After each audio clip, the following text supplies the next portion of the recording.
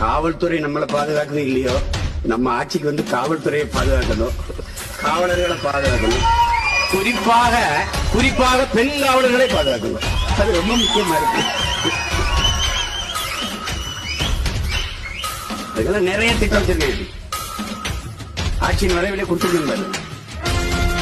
இந்த மாதிரிலாம் போட்டு 24 மணி நேரம் டியூட்டி வீட்டுலாம் கிடையாது. 8 மணி நேரம் வேலை வீட்டு சுழற்சி முறையில காவலர்களை எடுத்து சீருடை அல்லாத, உடல் தகுதி இல்லாத காவலர், இவர் போலீஸே தெரியாத ஆளுகளை இந்த கூடத்தில் 10 பேர் நிறுத்திடுவது ஒண்ணும் பண்ண. பொம்பளை பிள்ளை லேஸ் ஆயிடுச்சு, நாளை நிறுத்திடுவாங்க. வாங்கங்க வாங்குங்க, அது ஃபுல்லமா இருக்கான். வாங்கங்க சொல்றது கேள்வி. அங்க போய் வச்சு வெளுப்பாங்கி வாரு, அப்பதான் உண்மையில போலீஸ் தெரியும். எடுத்து விட்டுரும் பாரு.